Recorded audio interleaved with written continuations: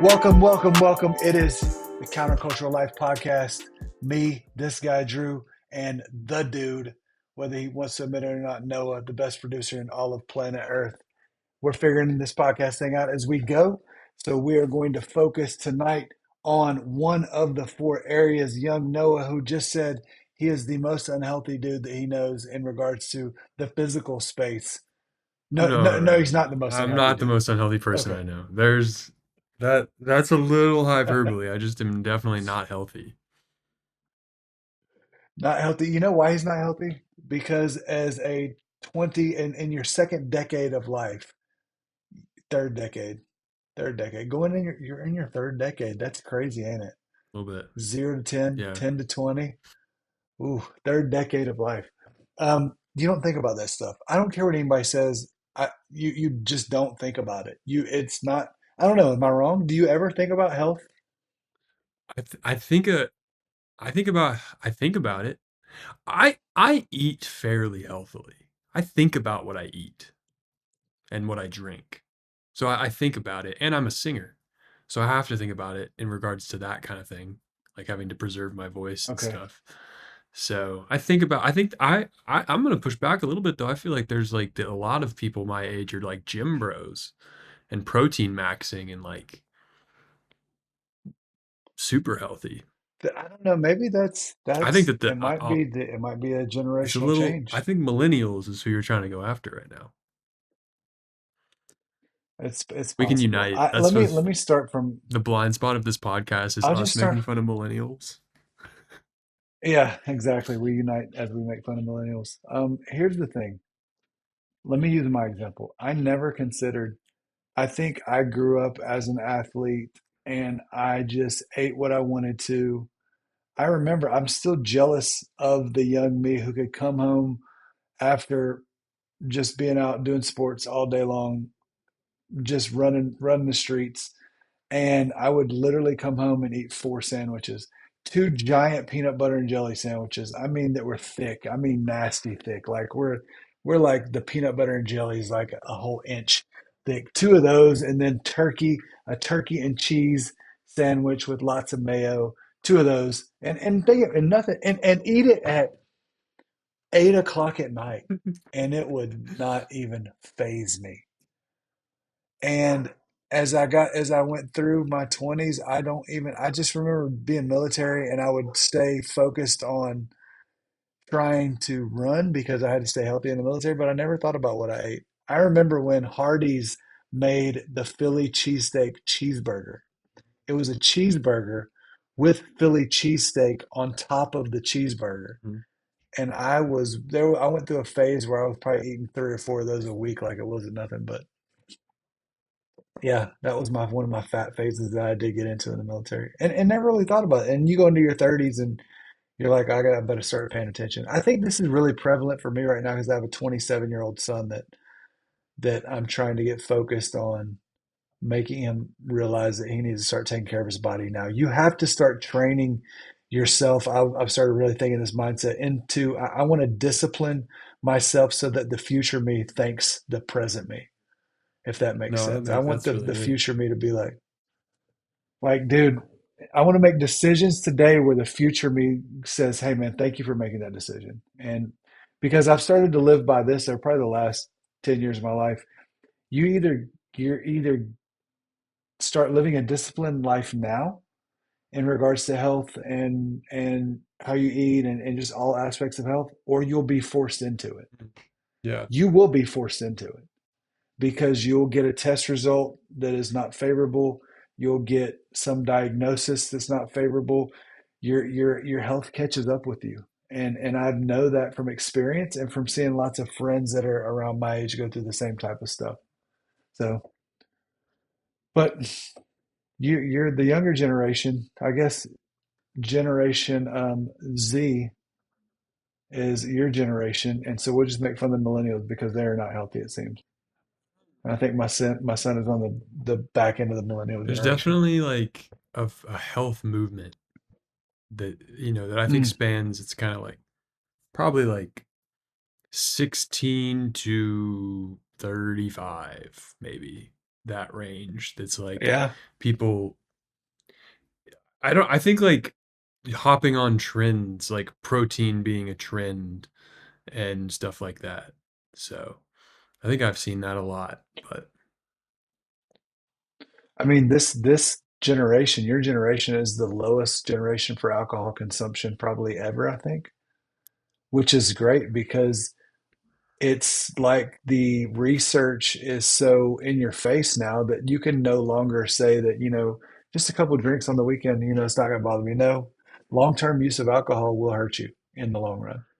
And I think y'all are actually starting to pay attention to that. You're not living for, the moment. You're actually living for the future, which is great.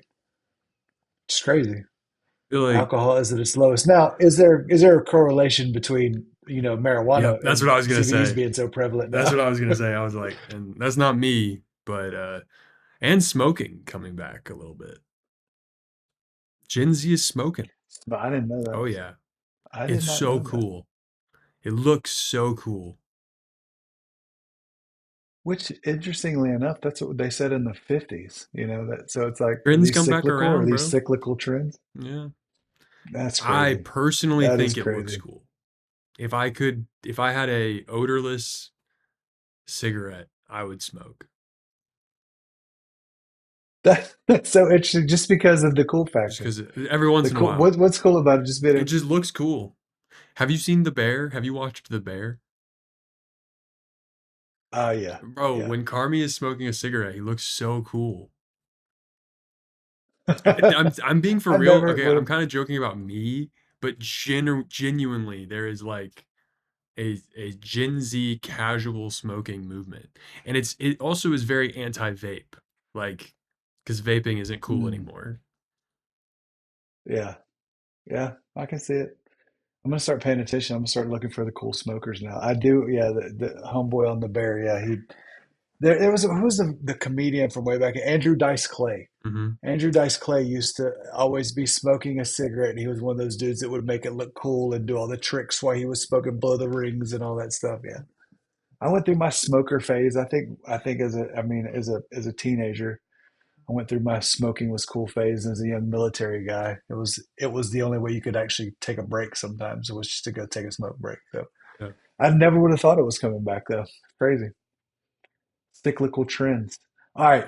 So getting into the big push for my demographic now, for Gen X especially, is longevity.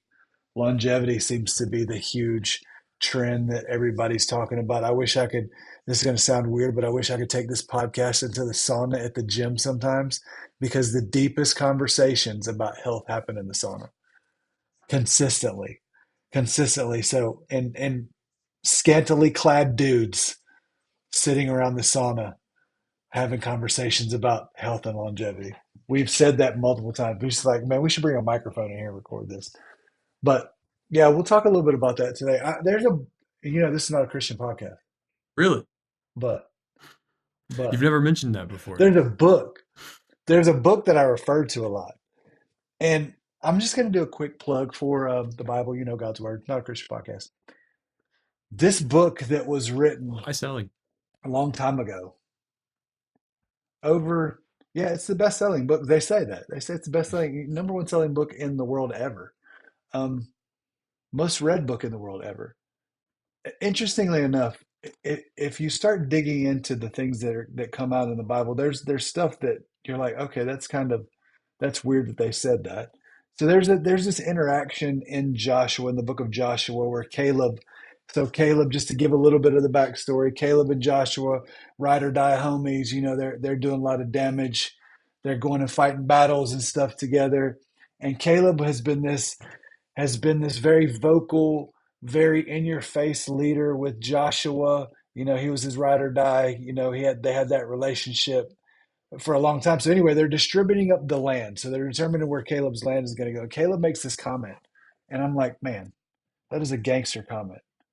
And basically he says, you know, my whole life I've been your dude. I've been ride or die. I've always fought for God and what he wanted, and I've been with you. And he said, yet I wholly followed the Lord my God. He said, I wholly followed the Lord my God. And basically he goes on to say, hey, even though when he's having this conversation, he's 85. And he's like, hey, man, Joshua, you give me the land that's the hardest to go and take, that's the hardest to go and conquer. He said, even though I'm 85, I'll go do it because I still feel as good as I did when I was 40. And I'm like, that's kind of a gangster comment. So you start looking at, oh, so they were on to longevity back in, you know, biblical days. Like, what were they doing that was creating this space where Caleb was this guy that was basically was 85 years old. He said, I still feel like I'm 40. You know, there's also other examples in the Bible of Moses that, you know, there's comments made about his health when he was 120. There's comments made about Abraham's health when he was over 100. So what were they doing? What were some of the things they were doing? So I would say, you know, they had a focus on God, not a Christian podcast, but I think it was important. I think that their spiritual life was right. So you take that any way that you want to take it. I think their spiritual life was aligned. Um, that's helpful. I believe they were, for the most part, stress free, even though they were all dealing with some stuff. They knew how to alleviate stress, so that was key. So there's a lot of different comments made in the Bible when you start digging into the stories of these heroes of faith that a lot of them lived a little longer and they had seemed to have certain ways they went about life. So just some of the things that have stood out to me as I'm reading. So, but I had to get deeper into this, and I wanted to go pull out the lifespans of um, over history. So I went and I just quick search. 500 BC, the lifespan was 25 to 30 years. 500 BC. 0 AD, so when Jesus was born, 30 years old was the lifespan. 1000 AD, 30 to 35 years. In the 1800s, 35 to 40. 1900s, 45 to 50. 1950, 65 to 68. 2000, 75 to 80, or 75 to 78. Today, 77 to 80, even though they say the US is a little slightly lower. But today people live longer, so we look at there's a couple factors that have to do with that. No, what do you think some of those factors are? You're a smart dude. What do you think? Why do you think people live longer? Well, scientific advancement probably is the main Absolutely. reason. Um, Absolutely. I think that I guess that's should be the overarching because then there's a bunch of little things. I mean, kind of what we talked about, Yeah. substance abuse. I mean, stuff like that, and Yep. understanding how different things affect your body better, like smoke. Not Yep. only in smoking, but in industrial industries like coal mining um, and that's kind of what I work in now is protecting people from smoke and dust and keeping them healthy. Yeah. Which like I'm dealing with department heads of a company's department of safety that didn't exist, 50 years ago. I Yeah. mean, maybe it did, but not in the way it exists now. Probably Yeah. diet, eating healthier and understanding what we're eating and Yep. uh, yeah, I think that's like the main things I would say. I think you're spot on with all that. So of course health medical advancements are Oh key. yeah, I think that's research is way more prevalent. Like when it comes to eating, and we didn't have the research to back up why we ate certain things and why we didn't eat certain things. Like you said, smoking is cool. It looks cool. In the 1950s, when even there's ads of doctors smoking in their offices, mhm. it was number one cool. It was a stress reliever, and they had no research really that I'm aware of that would show the effects of long term smoking. But now we have the research that says that emphysema, there's it causes lung cancer. My uncle died when I think he was in his early 50s of lung cancer. He had smoked his entire life. Um, but yeah, there's a lot of things that affect it now that affect the ability to live longer, and we just know more. I think that's the key thing. But there's some things that really stand out. So let's talk through those things. If we're talking about the longevity space, so using Caleb's example, Caleb said he was strong. He said he was still strong at 85. Okay. So number one thing that a lot of the research is saying now is strength. You have to continue to build muscle throughout the lifespan. Have to continue to build muscle. So I like me. I know you had some goals of body weight exercises with some of your goals. That's key. You got to build that in. It has to be built in.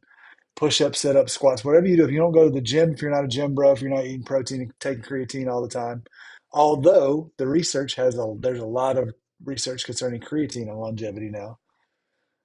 Noah, I love that you said let's talk about the physical space because it is the outside of theology, it is the number one space that I Reminds me study that I now. need to So start taking creatine again.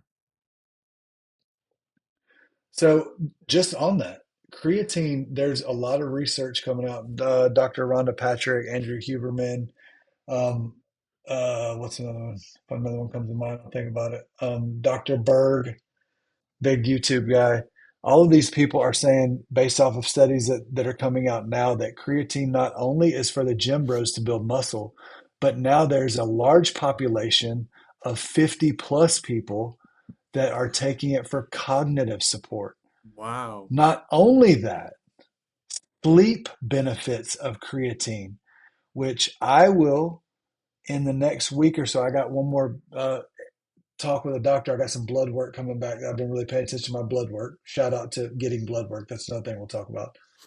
But I'm going to start taking creatine daily again. I've been taking creatine for a long time, but now I have the data of gym, VO2 max, and sleep. I have some consistent sleep and gym data that I'm going to use as a baseline before I start taking creatine daily again. I So thought that creatine, like, you're not supposed to take it at night because it keeps you awake. no, incorrect. So no, that was a myth that now they're saying that creatine doesn't have anything to do with keeping Mm. you So you awake. can still have it with your So coffee? creatine You can has have it with your coffee now?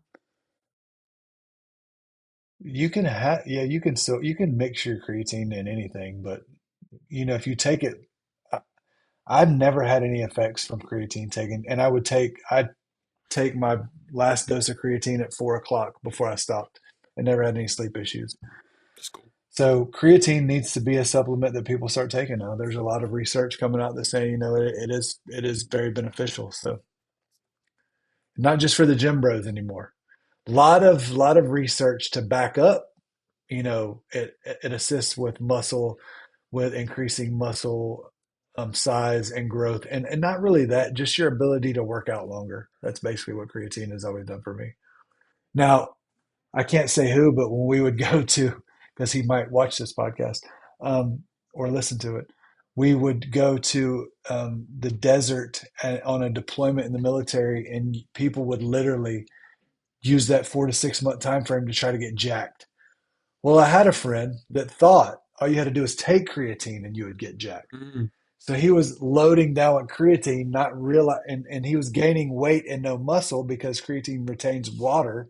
And he was like, I don't know, I'm not getting stronger. I'm like, well, bro, you got to actually go to the gym and do something with the creatine. So yes, it has to be. You have to do something with it if you want it to work. So muscle strength is key. So just for you to start developing those habits now is going to be good. And when you losing muscle is associated with accelerated aging. So sarcopenia is a thing. Sarcopenia is the loss of muscle every decade. So once you get in your 40s, you start losing. Some people say 10%. I don't think that's accurate. I think you will lose a little bit of muscle if you're not doing anything to build muscle. So and it does accelerate aging. So you got to lift weights. You got to lift weights. You got to do body work. It's non-negotiable. Um, Strength is the standard, and it's for surviving. So lift weights, build muscle. Another study that just came out, and this is probably for you too. How much sleep a night do you get consistently? Like 7 hours, probably 7. Strong. ish. Good. Like it probably fluctuates around that. 7 hours is strong, and that's So the research says 7 to 9. There's a recent study that released last week, I think, is what I read, and it was a big one, longitudinal study, lots of people involved.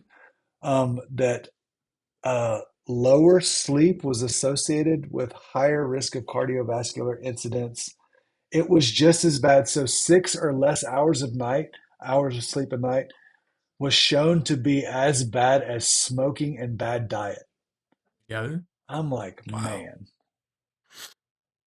crazy. Rest is key, man. Rest is key. Sleep is key, and rest is key.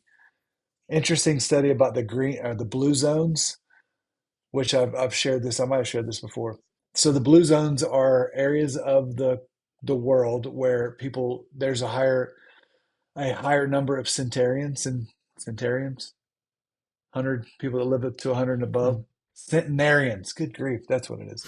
I thought you were talking about Centenarians. centurions for a One second, and of I the was like, what is he talking about? centurions, the Romans, the legion from Jesus's time, the Roman centurion. Yeah, no, centenarians, highest. No, what's the word I'm looking for? Highest concentration of people that live to 100 and past. So crazy.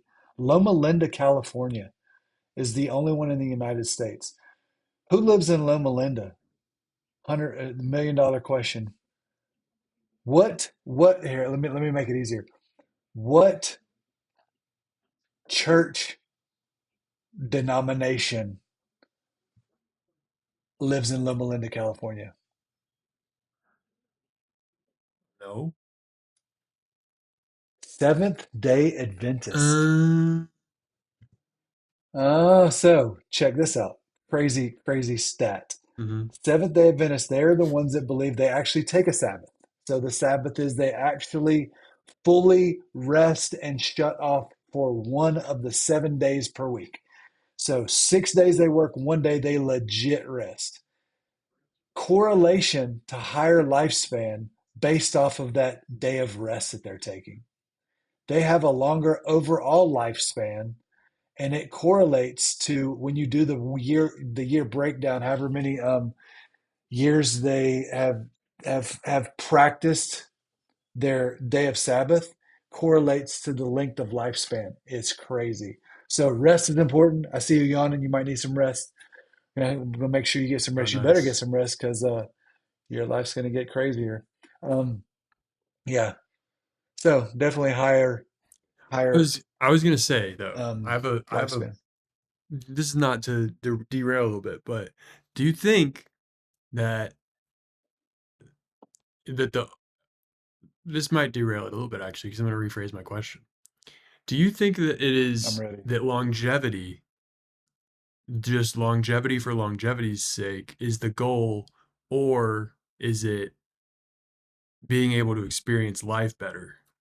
Because when I hear that they take like a day fully off every week, right? I'm thinking like that day for me would be the day that I do things that I like.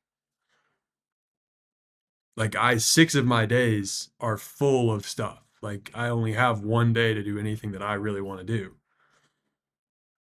Yeah. I think it's based on how you build that Sabbath day. Um, So I think if you build it around the creator and relationships, I think that's key. So yeah, I mean that day of Sabbath has to be where you literally unplug and trust God to provide the time to get accomplished whatever you want to get accomplished in the other 6 days. And I think God wants us to be joyful in our Sabbath day. I think joy is a major component of it. I think worship, joy, and rest are a major component of Sabbath. So just my thoughts. Not a Christian podcast, but just my thoughts. But yeah, enjoy. I would say unplug and enjoy what you do. I would say that's key. I would say there's an element of the oxytocin that's released in that day may have some longevity issues as well. So it's the good hormone. mhm. Yeah, it's not derail it at all. That's a great valid question. Hmm. Sabbath is key. Rest is key. 7 hours sleep a night, key. Why? Because it repairs. REM sleep is important. REM sleep is what repairs your brain, and deep sleep is what repairs your body. So you want to get a good combination of REM sleep and deep sleep. REM sleep is brain focused, and deep sleep is body focused. Shout out to Eight Sleep. So we're gonna get Liquid Death a sponsorship. We're gonna get that sponsorship. I'm sure there's a can close to you probably. We're getting the Fear of God sponsorship. Come on, Jared. I know you're out there paying attention. And we're gonna get another sponsorship. This podcast episode brought to you by Eight Sleep Mattresses. Of course, I knew you had something No, it's a close. Red Bull. That's why I hit it at first. Oh, it's a Red Bull. Oh, okay, okay. Well, we won't tell anybody. Liquid Death. Liquid Death, I want to make Don't it watch very this one. clear. I will get a Liquid Death tattoo. I A mean, that's sponsorship. straight up advertising right there. Straight up advertising. Anyway, Right um, there. I will do it.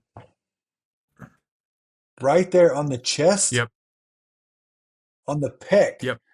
the pectoral muscle, flexing with the Liquid Death tattoo. Nice.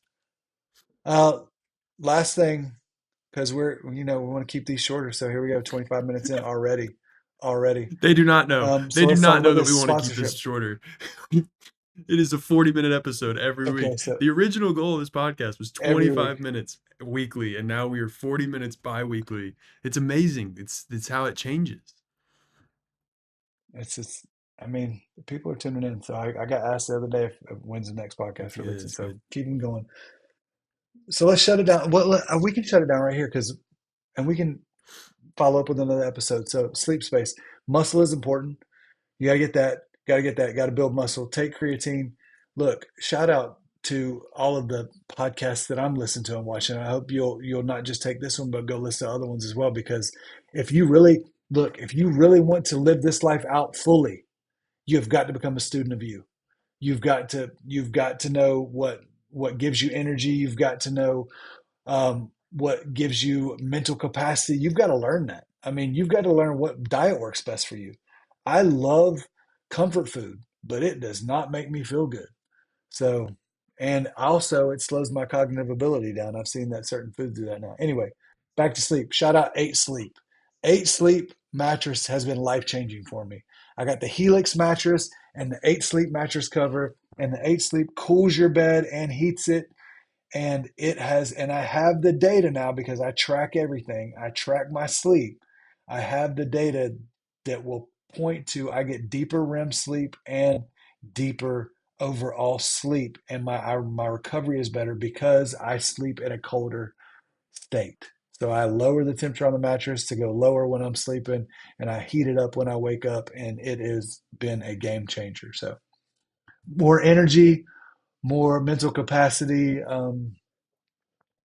higher functioning. So sleep is important.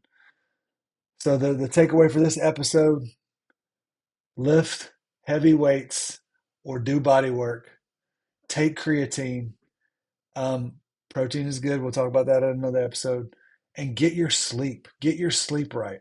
I could sit here and preach forever about how many people that I'm coaching that I deal with right now that their sleep life sucks and they wonder why their mental capacity and their cognitive ability is not at as is not at as a high as, oh my gosh, I can't talk about it. My mental capacity is broken. It's been a long day, but I will get some good sleep tonight. Matter of fact, no. Last night I stayed up eating not Thanksgiving. I said that too. Eating Easter dinner, and I did not finish eating until 8 o'clock, and I went to bed at 10. And my Aura ring, because I captured data for everything, said I ate sloppily last Maybe night. my That's life basically really what it is said. bad. I put the frozen pizza was put in the oven at 8 o'clock for dinner last night. So maybe that is a problem. I To be mean, fair, my bedtime's 11. I 3 hours. So the research would say, consistent research says 3 hours. Do not eat anything 3 hours before bed. That is like actually impossible for me. I don't know if I could do that. See? But here's the thing, Noah, your body is more forgiving now. Your body is definitely more forgiving in your 20s than I it is in your can't 30s, and way less I can't forgiving in your eat 40s. meals though. Like that's my thing is I have to eat in small increments over the whole day because that's the only way I can eat any decent amount of food. So check this out. Check out what my Aura ring told me when I woke up this morning.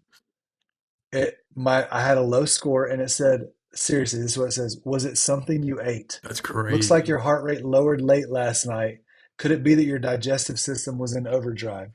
Absolutely correct, because I ate up until 8 o'clock, and before I'll just tell you everything. I ate macaroni and cheese, baked macaroni and cheese, um, ham, mashed potatoes, um, big old slice of pie, multiple Sister Schubert rolls with honey on them.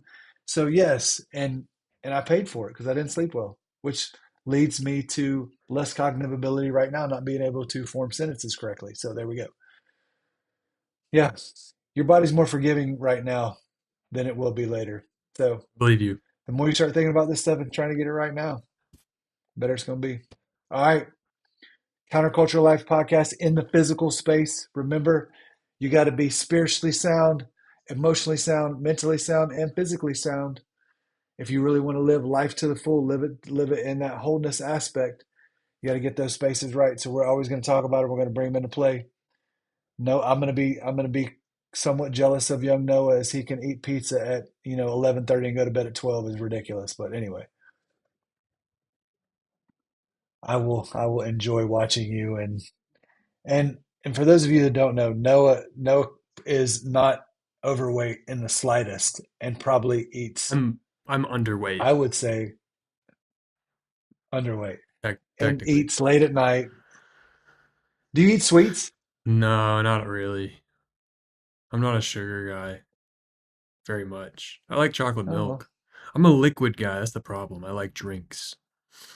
But even my drink uh, choices, like Liquid Death, are pretty healthy. Or water, it is. Liquid Death is coffee. pretty healthy, I drink a lot of coffee. and coffee's not bad. All right, But countercultural life. Shout out Liquid Death. Shout out Fear of God. Shout out Aura Ring and Eight Sleep. We're gonna come for all of them. We will see you next time. Peace.